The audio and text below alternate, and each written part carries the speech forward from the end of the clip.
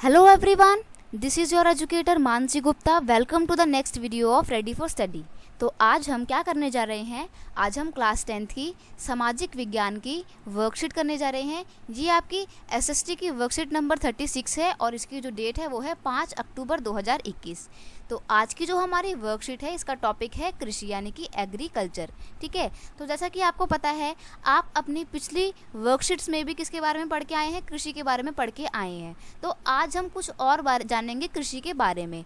जैसे कि आज हम जानेंगे शास्य प्रारूप, मतलब जो खेती होती है उसके कितने प्रकार होते हैं। तो देखो ये आपने 8th क्लास में भी पढ़ा होगा, आपकी जो साइंस की बुक है उसका फर्स्ट चैप्टर में था कि भाई खेती जो है वो 3 तरीके की होती है। ठीक है, तो शास्य ऋतुएं यानी कि जो ऋतुएं हैं उनके प्रकार, एक होती है रबी फसलें, एक होती हैं खरीफ फसलें और एक होती हैं जायद फसलें। ठीक है, तो इनको बोने का समय ये दे रखा है, काटने का समय दे रखा है, प्रमुख फसलें दे रखी हैं। ज़्यादा डिटेल में नहीं जाएंगे क्योंकि डायरेक्ट आंसर भी हमारे इसके ऊपर ही है। ठीक है, फिर यहाँ पर आपको कुछ खेती दे देंगे जैसे कि चाय की खेती हो गई, कॉफ़ी की खेती हो गई, जूट की खेती हो गई। इनको बोने के लिए जो टाइम चाहिए होता है ना, मतलब फेवरेबल कंडीशन क्या क्या होती हैं वो यहाँ पर आपको दी हुई हैं। ठीक है, आते हैं पहले क्वेश्चन पे। अब आपके डायरेक्ट हम क्वेश्चन पे आते हैं। पहला क्वेश्चन है शास्य प्रारूप पर संक्षिप्त नोट लिखिए, यानी कि जो कृषि होती है वो कितने प्रकार की होती है, इसके ऊपर आपको एक नोट लिखना है। ठीक है, ये काफ़ी इंपॉर्टेंट क्वेश्चन है। फिर यहाँ पर बोल रहा है कि चाय की खेती के लिए आवश्यक भौगोलिक दशाएं यानी कि favourable condition for the cultivation of T. ठीक है, तो स्टार्ट करते हैं। पहला क्वेश्चन क्या है आपका, पहला क्वेश्चन ये आप क्या, पहला क्वेश्चन शास्य प्रतिरूप पर एक संक्षिप्त टिप्पणी लिखिए, यानी कि फसल के रूपों के बारे में। तो भारत का फसल पैटर्न 3 प्रकार का है। नंबर 1 रबी फसलें, नंबर 2 खरीफ फसलें और नंबर 3 जायद फसलें। देखिए आप डायरेक्ट यहाँ से आंसर कॉपी कर सकते हैं या फिर आप यहाँ से आंसर देख के एक रफली आइडिया लेके अपने खुद के आंसर भी फ्रेम कर सकते हैं। कैसे भी करें, लेकिन एक बात ध्यान रखिएगा कि अपने आंसर बिल्कुल ठीक तरीके से कॉपी में लिखें आप। ठीक है, रबी फसलें ये सर्दियों की शुरुआत यानी कि अक्टूबर से दिसंबर में बोई जाती हैं और वसंत में या गर्मियों की शुरुआत में काट ली जाती हैं। जैसे कि आपका गेहूं हो गया, जौ, मटर, चना और सरसों इसके उदाहरण हो गए।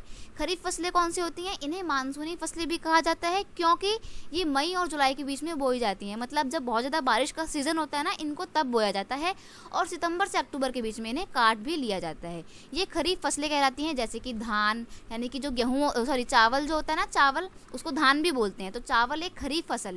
मक्का, ज्वार, बाजरा और कपास ये सब किसके उदाहरण है, खरीफ फसलों के उदाहरण है। ठीक है, जायद फसलें ये होती हैं जो रबी और खरीफ मौसम के बीच में बोई जाती हैं। ठीक है, जैसे कि मई और जून के बीच में जो बोई जाती हैं।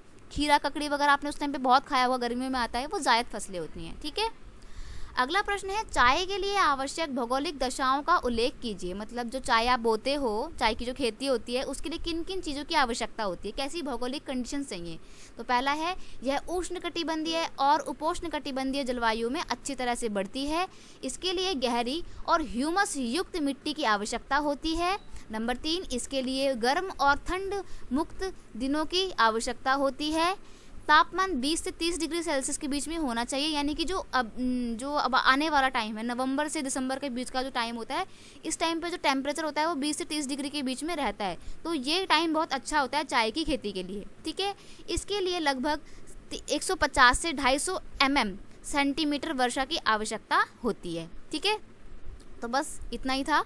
आई होप आपको ये वर्कशीट पसंद आया होगा और सारे सॉल्यूशन भी अच्छे लगे होंगे। अगर वीडियो अच्छा लगता है तो प्लीज़ इसे अपने दोस्तों के साथ शेयर कीजिए, वीडियो को लाइक कीजिए और कमेंट करके मुझे भी बताइए। साथ ही साथ अगर आपको कोई सजेशन देने हैं वीडियो को बनाने के रिगार्डिंग तो आप मुझे दे सकते हैं।